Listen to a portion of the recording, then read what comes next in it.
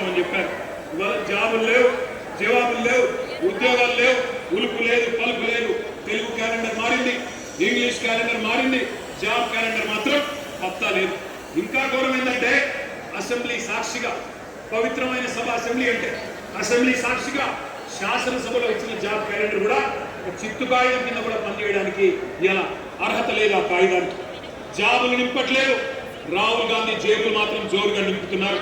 అన్నదమ్ముల అల్మారాలు నింపుతున్నాడు రేవంత్ రెడ్డి, బినామీల బీరువాలు నింపుతున్నాడు. Job calendar కు మాత్రం నై, స్కామ్ క్యాలెండర్ కు మాత్రం సై. ఇది కనబడుతున్న పరిస్థితి. ఒక్క మాట ఇక్కడికి వచ్చిన మా తమ్ముళ్ళు, మా చెల్లెలు, నేను ఒకటే కోరుతా ఉన్నా, మనం గనక చరిత్రను మర్చిపోతే భవిష్యత్ తరాలు మనం క్షమించవు. ఎందుకంటే చరిత్ర అనేది ఒక ముఖ్యమైన సబ్జెక్టు. తెలుసుకోకపోతే మనం కూడా గజనీలు అయిపోతాం. అందుకే నేను మిమ్మల్ని చరిత్రలు, పురాణాలు, ఇతిహాసాలు చదువుకోవాలి. చదువుకోకపోతే దుర్యోధనుడు దుశ్శాసనులే తిరిగి వచ్చి మేమే పాండవులమని చెప్పుకుంటారు. ఎవడైతే తెలంగాణ ఉద్యమంలో మనం సావగొట్టిండో, ఎవడైతే మన రక్తం కళ్ళ చూసిండో వాడే మళ్ళీ పంచి డైలాగులు పెట్టి, పంగనామాలు పెట్టి మళ్ళీ ఓట్లు వేయించుకొని పోతాడు. అందుకే మన కొలువులు కొల్లగొట్టిన పార్టీ, మన పిల్లలను కాల్చి చంపిన పార్టీ కొత్త వేషం కట్టి కొత్త హామీనిచ్చి ఆ రోజు వస్తే అమాయకంగా నమ్మి ఆగమైపోయింది తెలంగాణ యువత. 1952లో 1969లో తెలంగాణ యువత గుండెలో గుణపాలు దింపిందే కాంగ్రెస్ అనే దిక్కుమాలిన పార్టీ, ఇందిరమ్మ రాజ్యం. ఈ దుష్ట కాంగ్రెస్ మీదనే కదా ఆ రోజు మలిదశ పోరాటంలో కూడా మన యువతను కొట్లాడింది. వేల మందిని బలి తీసుకున్న కూలీకోరులు వీళ్ళే కదా. అందుకే ఈ మధ్యన ముఖ్యమంత్రి మాట్లాడుతున్న మాటలు మీరంతా వింటా ఉన్నారు. ఈ రక్త పిశాచి కాంగ్రెస్ ఇంకా వాళ్ళ రక్తదాహం తీరలేదు. తెలంగాణ నెత్తురు రుచిమరిగిన పులి కాంగ్రెస్ ఇంకా కావాలని అడుగుతున్నది. మన రక్తం పంట పొలాల మీద చల్లాలని చెప్పి చిల్లర మాటలు మాట్లాడుతున్నాడు రేవంత్ రెడ్డి అనే ఓ చిల్లరగాడు. నేను ఒకటే అంటా ఉన్నా, ఈ కాంగ్రెస్ డిక్లరేషన్లు, రైతు డిక్లరేషన్ కావచ్చు, యూత్ డిక్లరేషన్ కావచ్చు, ఎస్సీ ఎస్టీ బీసీ మైనారిటీ మహిళా డిక్లరేషన్లు కావచ్చు, ప్రపంచ చరిత్రలోనే అతి పెద్ద మోసం అంటూ ఏదైనా ఉందంటే కాంగ్రెస్ ఇచ్చిన మేనిఫెస్టో అని చెప్పక తప్పదు. మీరంతా చదువుకున్న పిల్లలు, విశ్వవిద్యాలయాల నుంచి వచ్చిన పిల్లలు కూడా ఇక్కడ ఉన్నారు.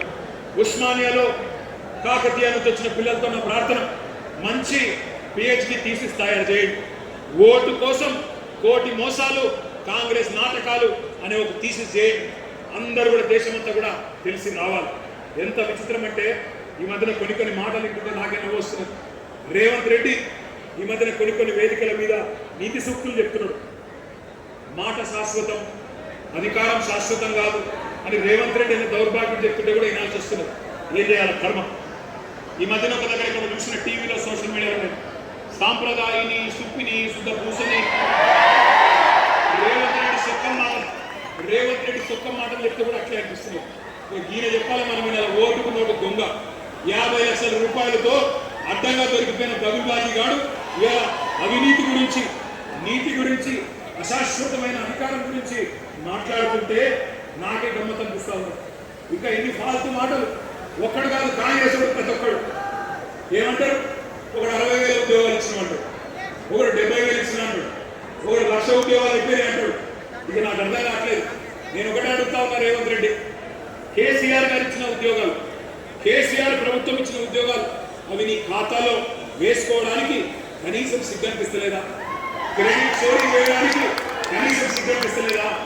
నేను ఈరోజు ఈ సరూర్ నగర్ వేదికగా ఇన్ని వేల మంది మా తమ్ముళ్ళు చెల్లెల సాక్షిగా సవాల్ చేస్తా ఉన్నా రేవంత్ రెడ్డి, 70,000 ఉద్యోగాలు నువ్వు ఇచ్చినట్టు నోటిఫికేషన్లతో సహా నీ ప్రభుత్వమే ఇచ్చినట్టు రుజువు చేస్తే శాశ్వతంగా రాజకీయ సన్యాసం చేసిన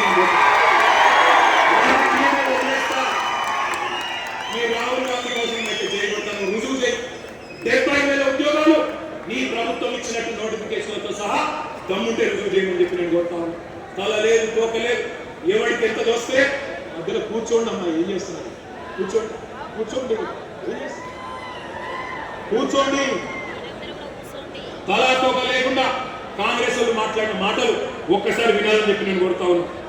ఉద్యోగాల మీద వీళ్ళ కాకి లెక్కలు ఒక్కసారి వినండి. కూర్చోండి.